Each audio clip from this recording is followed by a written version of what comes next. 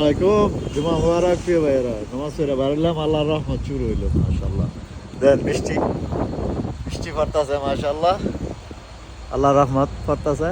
এই যে ঠিক আছে, আল্লাহর রহমত। ও মাশাআল্লাহ, নামাজটা মাশাআল্লাহ, জুমার নামাজটাও শেষ হয়েছে, বৃষ্টি পড়া শুরু হয়েছে। তো মাশাআল্লাহ দেন